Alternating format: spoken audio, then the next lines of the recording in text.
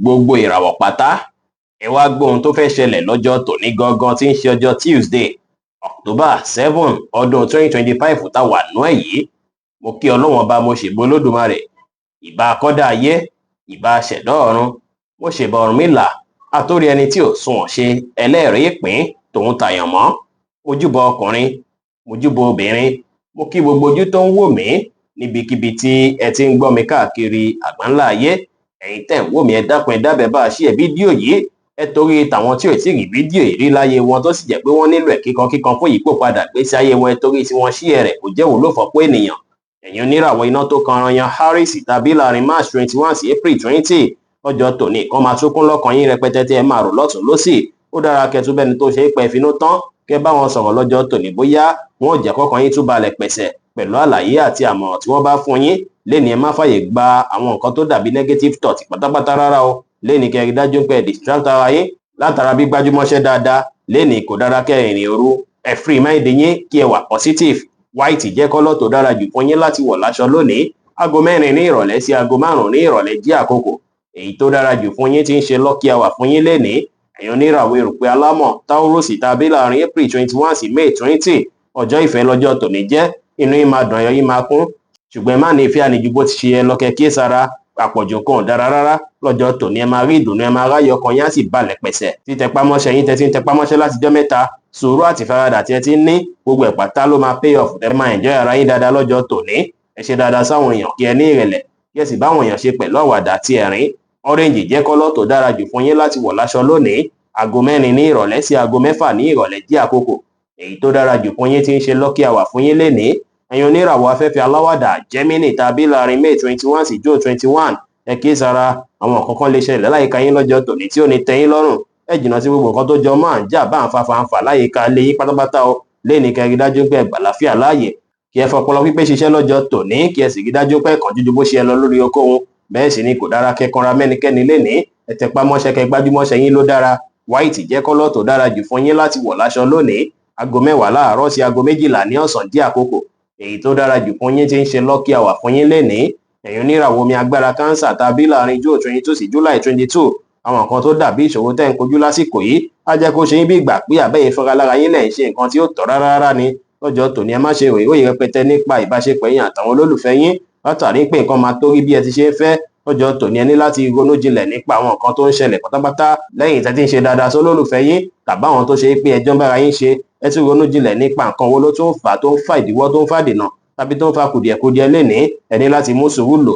Ẹ jìnnà sí gbogbo nǹkan tó jọ mọ́ ẹ̀ ń báyàn jà bí fàfàǹfà pátápátá kó má ba ṣàkóbá fún ìbáṣepọ̀ yín àtàwọn olólùfẹ́ yín. Ẹ tẹpámọ́ṣẹ́, ẹ ní ìrẹ̀lẹ̀, ẹ fọgbọ́n àtòyè tó lọ fi yín ṣe ohunkóhun, kí ẹ sì jìnnà sí ìbínú pátápátá lénìí.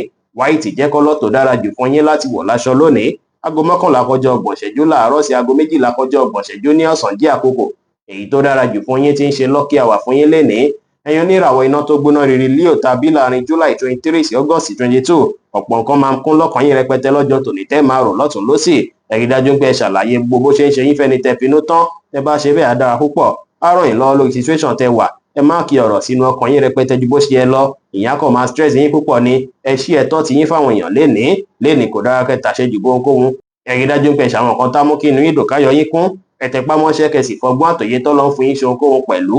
Orange jẹ́ kọ́lọ̀ tó dára jù fún yín láti wọ̀ láṣọ lónìí. Aago 3 ní ọ̀sán sí aago 5 ní ìrọ̀lẹ́ jẹ́ àkókò èyí tó dára jù fún yín tí ń ṣe lucky hour fún yín lénìí. Ẹ̀yin oníràwọ̀ erùpẹ̀ funfun Virgo tàbí láàrin August 23 sí September 23 á ṣe yín bí ìgbà pé kí ẹ bẹ̀ sí ronú jinlẹ̀ nípa ìgbésí ayé yín. Ẹ máa rí bí ìgbésí ayé yín ṣe ń lọ lákòókò yìí. Ó dára kí ẹ ṣe bẹ́ẹ̀ o. Ìyẹn á jẹ́ kọ́kàn yín balẹ̀ pẹ̀sẹ̀ kí ilẹ̀ tó ṣú, tó sì jẹ́ pé ó dára púpọ̀ lénìí kí ẹ ràn àwọn aláìní lọ́wọ́. Àwọn tẹ́ bá nípa láti ṣe fún kẹ́ ṣe fún wọn, kẹ́ ṣe sàárà lọ́jọ́ tòní. Lénìí kẹ́ ṣòtítọ́, kẹ́ ṣòdodo láwùjọ àwọn èèyàn. Ẹ gbà láfíà láàyè níbikíbi tẹ́ bá wà. Ẹ má ṣe ṣèlérí ohun tẹ́ lè múṣẹ fẹ́nikẹ́ni, kẹ́ sì ṣe dáadáa sáwọn èèyàn lénìí pẹ̀lú. Green jẹ́ kọ́lọ̀ tó dára jù fún yín láti wọ̀ láṣọ lónìí. Aago 5 ní ìrọ̀lẹ́ sí aago 6 ní ìrọ̀lẹ́ jẹ́ àkókò èyí tó dára jù fún yín tí ń ṣe lucky hour fún yín lénìí. Ẹ̀yin oníràwọ̀ afẹ́fẹ́ márìmífín Libra tàbí láàrin September 24 sí October 23 ẹ máa pòǹgbẹ púpọ̀ láti mọra yín dáadáa, láti mọ gbogbo nǹkan tó ń lọ nínú yín pátápátá. Ó dára púpọ̀ kí ẹ mọ àwọn nǹkan tó ṣe pé ẹ ń fẹ́ fúnra yín nínú ọkàn ara yín. Kẹwàá àwọn nǹkan tó ń ṣẹlẹ̀ nígbésí ayé yín lọ́jọ́ tòní. Ẹ rí dájú pé ẹ ṣe dáadáa sáwọn ènìyàn. Ẹ ní ìrẹ̀lẹ̀, kẹ́ sì rí dájú pé ẹ ṣe àwọn nǹkan tá mú kí inú yín dùn káyọ̀ yín kún dáadáa lénìí. white jẹ́ kọ́lọ̀ tó dára jù fún yín láti wọ̀ láṣọ lónìí. Aago 5 ní ìrọ̀lẹ́ sí aago 6 kọjá 30 ìṣẹ́jú ní ìrọ̀lẹ́ jẹ́ àkókò èyí tó dára jù fún yín tí ń ṣe lucky hour fún yín lénìí. Ẹ̀yin oníràwọ̀ omi tútù Scorpio tàbí láàrin October 24 sí November 22 lọ́jọ́ tòní kò dára rárá kí ẹ báyàn jà bí báyàn fa fàǹfà ó. Gbogbo nǹkan tó ń lọ láyìíká yín controversy tó ń lọ ẹ má wulẹ̀ dá sí rárá. Wọ́n ń sọ̀rọ̀ lágbájá kan ni, wọ́n ń fa wàhálà kan ni, ẹ má dá sí rárá. Gbogbo nǹkan tó jọ mọ́ issue ẹ jìnnà sí pátápátá. Tí ẹ bá lè ṣe èyí ọkàn yín máa balẹ̀ pẹ̀sẹ̀ tí ò ní sí ròyìnròyìn tí ò ní sí wàhálà rẹpẹtẹ. Ṣùgbọ́n tẹ́ ẹ bá ṣe yìí ó ṣeé ṣe kẹfẹ́ padà regret ẹ̀kẹ́ kíyèsára. Ẹ gbájúmọ́ṣẹ́ kẹ lè rori gbámú lénìí. Ẹ má jẹ́ kí ènìyàn pẹ́ lórí ìkúnlẹ̀ ṣáájú kẹ tó foríjì lọ́jọ́ tòní o. Lénìí kẹ rí dájú pé ẹ ṣòtítọ́ kí ẹ sì wà positive pẹ̀lú. Green jẹ́ kọ́lọ̀ tó dára jù fún yín láti wọ̀ láṣọ lónìí. Aago 6 láàárọ̀ sí aago 9 láàárọ̀ jẹ́ àkókò èyí tó dára jù fún yín tí ń ṣe lucky hour fún yín lénìí. Ẹ̀yin oníràwọ̀ inú àtùpà Sagittarius tàbí láàrin November 23 sí December 22. Àwọn kankan lọ́nú gbèsè ayé yín lákòókò èyí tó sì lè fẹ́ máa fa bí ìbínú bákan. Ẹ máa gbìyànjú láti mọ àwọn nǹkan tó ń fa àwọn nǹkan tí ò tẹ́yìn lọ́rùn yìí ṣùgbọ́n á dàbí ìgbà pé ẹ wulẹ̀ lè fi go out ẹ̀ rárá.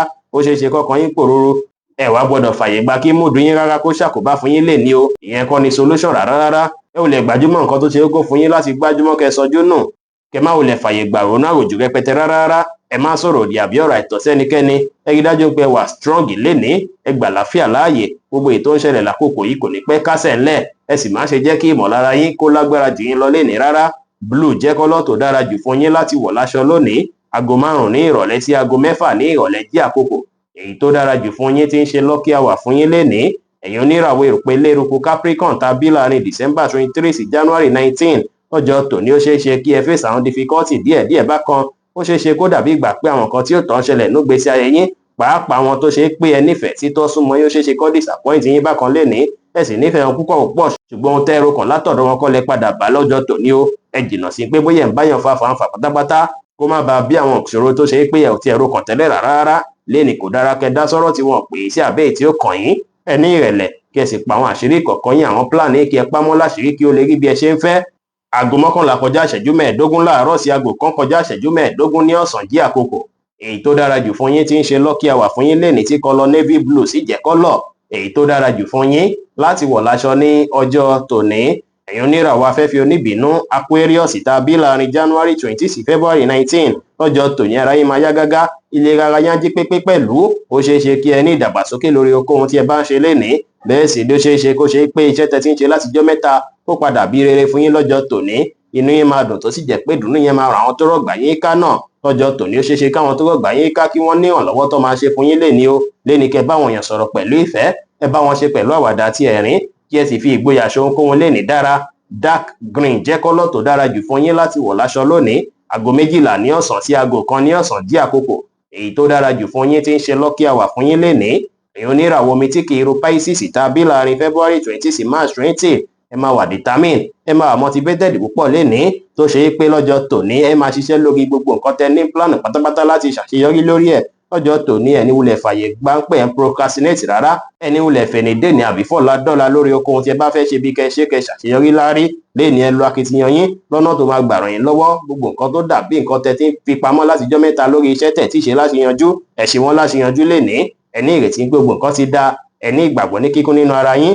Ẹ free mind yín kí ẹ wà positive. Black jẹ́ kọ́lọ̀ tó dára jù fún yín láti wọ̀ láṣọ lónìí. Aago 10 láàárọ̀ sí aago 11 láàárọ̀ jẹ́ àkókò èyí tó dára jù fún yín tí ń ṣe lucky hour fún yín lénìí. Bí ó ṣe jẹ́ nìyẹn fún gbogbo irúfẹ́ ìràwọ̀ méjìlá tó wà pátá.